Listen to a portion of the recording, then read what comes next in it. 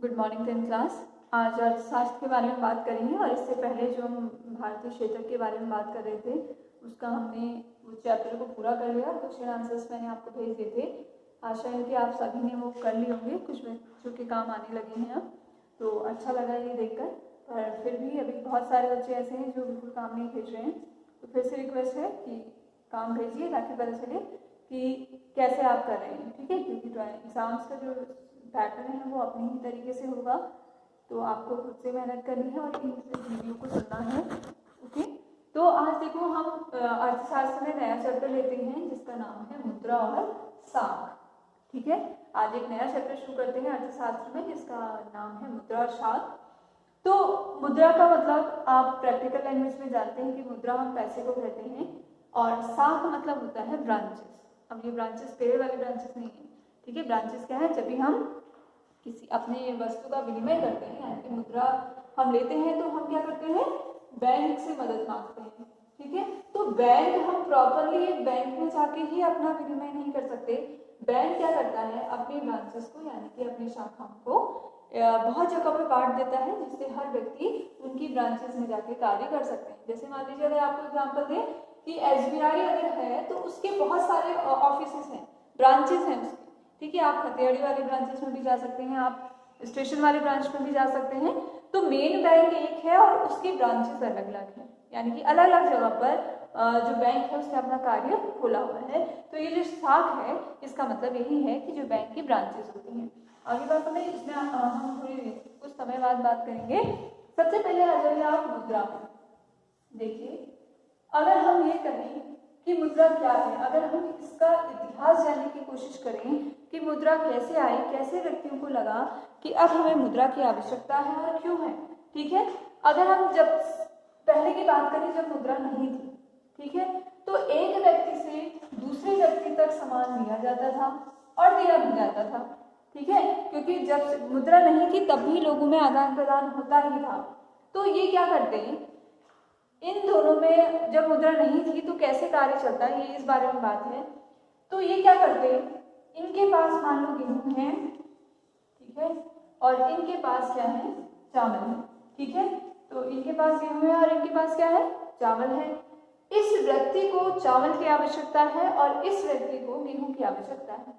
आगे बात समझ में। तो ये क्या करेंगे, आपस में एक्सचेंज करेंगे, ठीक है, वस्तुओं के द्वारा विनिमय करेंगे, विनिमय यानी कि आदान प्रदान करेंगे। तो इस तरीके से जब तक मुद्रा नहीं थी तब तक ये कार्य चलता था।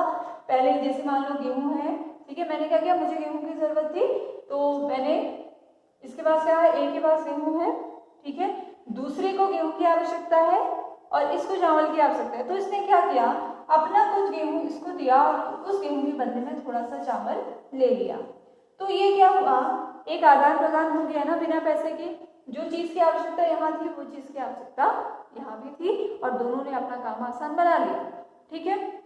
तो इस सिस्टम को कहा जाता था बार्टर सिस्टम।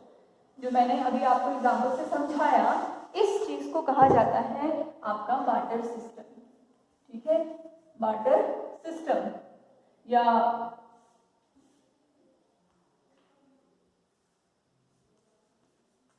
बार्टर सिस्टम, ठीक है।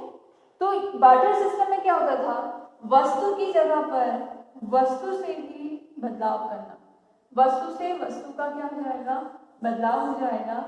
तो ये सिस्टम मतलब जब व्यक्ति अपना सामान दूसरों को देके दूसरे से सामान लेते थे, इस पूरे सिस्टम को कहा जाता था बार्टर सिस्टम, ठीक है। कहने में तो बड़ा आसान लग रहा है कि ठीक है हमारे पास जो चीज़ है आपको आसान लग रही होगी चीज़, ठीक है, बाजार में जाके दे दें और अपनी आवश्यकता की चीज़ें लेके खरीद के ले आए ना।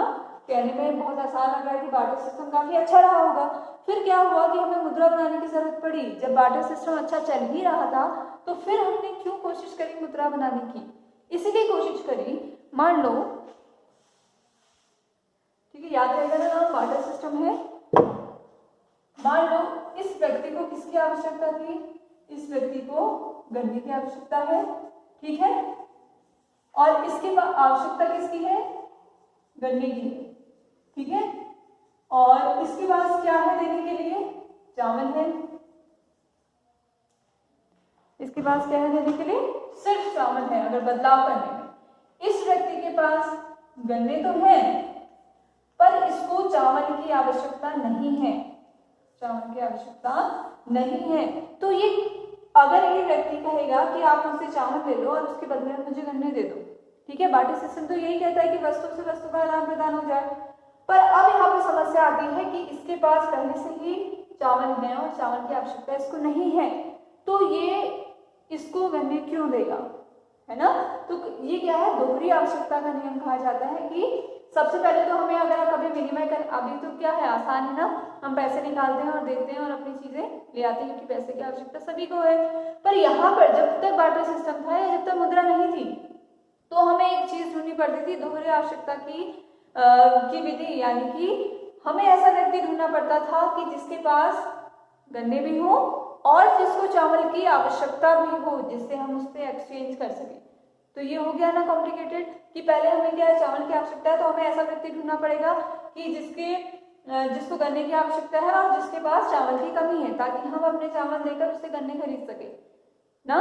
तो ये अगर सोचिए, अगर आज की प्रणाली में देखें तो अगर हमें किसी की आवश्यकता है तो हमें कितनी ज्यादा कॉम्प्लिकेशन होती ना कॉम्प्लिकेशन। अभी तो क्या है, मार्केट जाते हैं, पैसे देते हैं क्योंकि पैसे की आवश्यकता सभी को है और ऐसा कोई उद्देश्य भी नहीं है कि हम ऐसा व्यक्ति ढूंढें जिसको कहीं और सामान की आवश्यकता हो। तो ये जो सिस्टम था ये काफी टफ था, काफी विस्तृत भी था, इसीलिए इसको रोकने के लिए किसका निर्माण हुआ, धीरे धीरे मुद्रा का निर्माण हुआ। मुद्रा एक वस्तु ऐसी बनाई गई जिसकी आवश्यकता सभी को थी और जिसको देके हर प्रकार की वस्तु खरीदी जा सकती है, ठीक है, आप उससे कोई भी वस्तु खरीद सकते हैं, ये आप सब जानते हैं। तो यहाँ तक हमने सीखा कि बार्टर सिस्टम क्या है, जब मुद्रा नहीं थी तो उससे पहले कार्य कैसे होता था, ठीक है, वस्तु से वस्तु का विनिमय कर दिया जाता था, ठीक है, वस्तु के बदले वस्तु दे दी जाती थी और इस तरीके से जितना भी व्यापार चल रहा था आर्थिक रूप से वो हमारा पूरा होता था। अभी बात समझ में